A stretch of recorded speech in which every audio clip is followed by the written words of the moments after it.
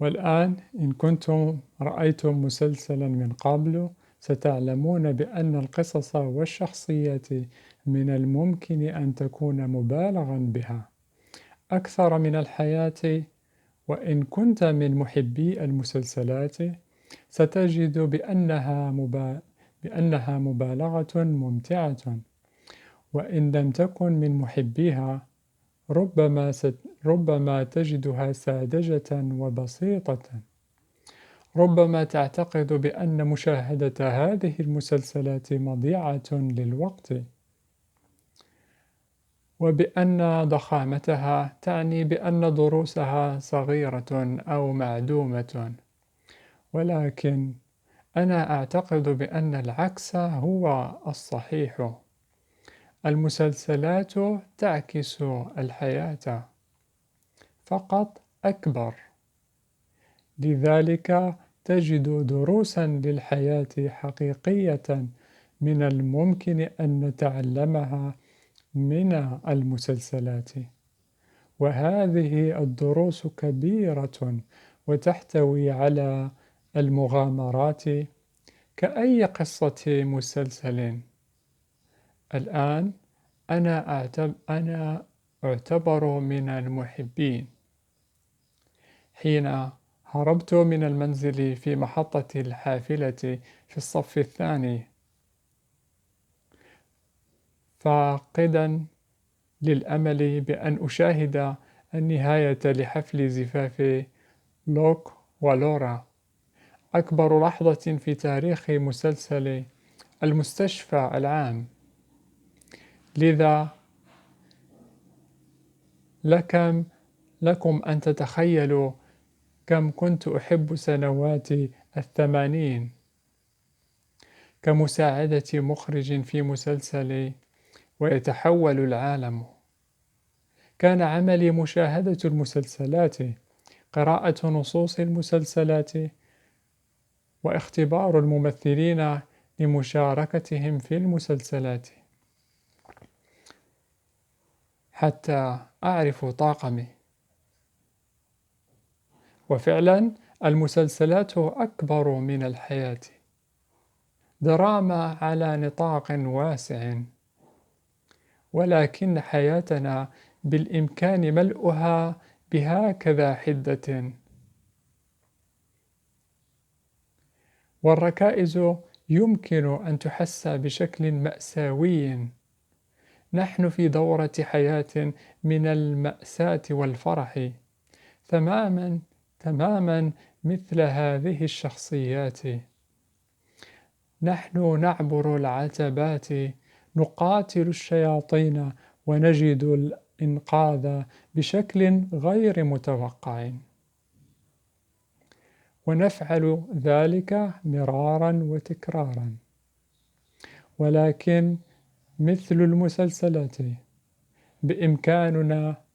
بإمكاننا تغيير النص، وهو ما يعني بأننا يمكن أن نتعلم من هذه الشخصيات التي تتحرك مثل النحل، تدور وتغير الاتجاه في هذه الحياة.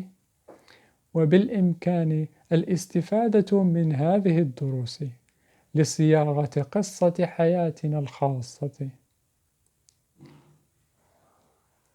تعلمنا المسلسلات بأن ندفع الشك بعيدا، ونؤمن بقدراتنا للشجاعة، الضعف، القدرة على التكيف، المرونة، والأكثر أهمية بأنها تظهر لنا بأن الأوان لن يفوت أبدا لتغيير قصتك.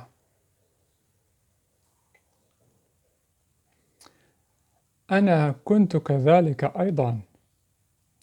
أنا لم يكن لدي عمل، وأعيش في الطابق الثاني لمنزل أقاربي، وهذا يكفي لجعل أي شخص يشعر بالموت بداخله. ولكني أدركت بأن قصتي لم تنتهي، لا يمكن أن تنتهي. أود أن أستفيد من كل شيء تعلمته حول المسلسلات. كان علي أن أكون بشجاعة إريكا وأن أرفض الاستسلام. لذلك في كل يوم أتخذ قرارا بالقتال. كان علي أن أجعل نفسي عرضة مثل ستيفاني وأضحي بأنانيتي. اضطررت لطلب المساعدة في الكثير من الأحيان في العديد من الولايات. كان علي أن أكون قابلة للتكيف مثل كاري وأطور مهارات عقليتي وظروفي، ومن ثم كان علي أن أكون مرنة مثل ستيفاني وأحيي نفسي وحياتي المهنية مثل طائر العنقاء من الرماد.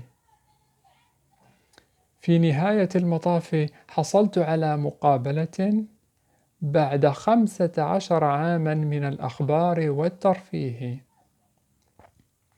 9 شهور من غير عمل، وهذه المقابلة الوظيفية. كان لدي عرضا لوظيفة من مستوى مبتدئ. كنت أبلغ من العمر 37 عاما، ولقد عدت من الموت. يتعين علينا جميعا تجربة ما يشبه النهاية، وباستطاعتنا الاختيار لجعلها كبداية، مثل تينا التي نجت بأعجوبة من الشلال. ولأنني أكره ترك مسلسل المغامرات معلقا، تينا وكورد تطلقا، ولكنهما تزوجا مرة أخرى 3 مرات قبل نهاية العرض عام 2012. لذلك تذكروا، طالما هنالك نفس في أجسامكم لن يفت الأوان أبدا لتغيير قصتك. شكرا لكم.